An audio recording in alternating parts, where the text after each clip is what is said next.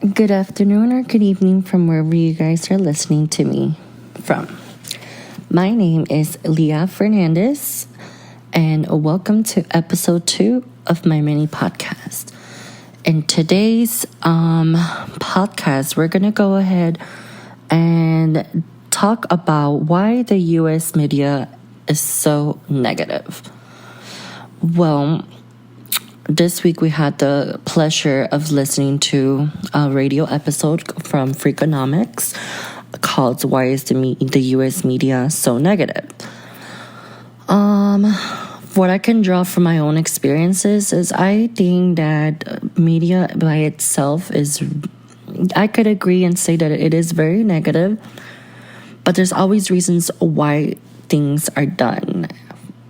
And in today's episode, we're going to talk about as to what those reasons are and why the media is so negative in the U.S. To begin with, I think from drawing from my own personal experiences is that the U.S. just wants us to be very focused on what's going on in the world. Unfortunately, we live in a world where things are more negative than positive, hence why we tend to have all these negative news. But like I said, there's always a reason as to why things are done the way they are. So on this week, so as I stated, what are the reasons? Some of the key points that I can draw from the Freakonomics episode as to why it's negative, it's all because of survival instinct. That is one of the reasons why, to dive a little bit deeper into what I mean by survival instinct, I mean that negative news often triggers, strong emotional responses, and it's a more memorable and engaging way for audiences. For example, if the news is covering a crime story, unfortunately, the audience is going to be engaged because it's just going to be something that they're officially just naturally drawn to because we as humans are very curious people. Hence why it's more memorable, because if we're using an example like a tragedy like Selena Quintanilla's death, that's something that we as an audience found memorable. And as an audience, we engaged with the situation. And unfortunately, that's currently what the media does and targets, basically.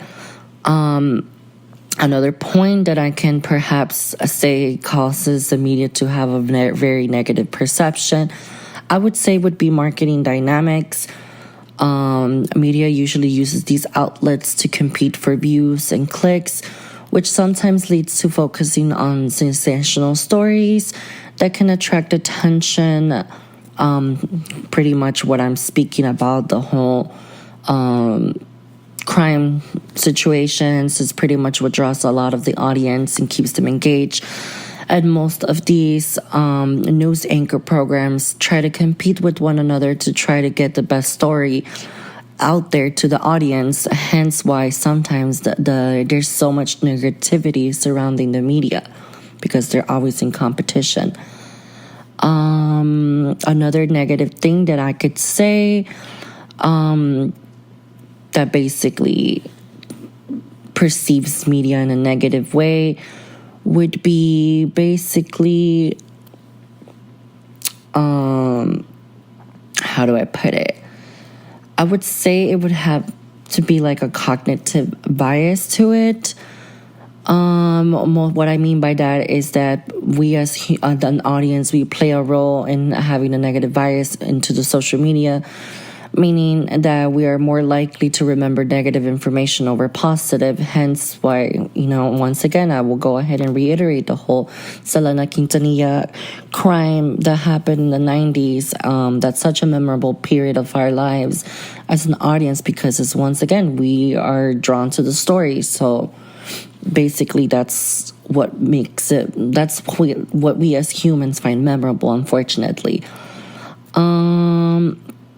And another thing that I would like to say about why the media is perceived as such a negative way is because social media does amplify negative stories and we're likely more so to share it and make it go viral, which creates a feedback loop that encourages more negative reporting. Hence why there's so much stigma around the media being so negative, because we as a society pretty much enforce negativity, and that's what we're pretty much drawn to, unfortunately.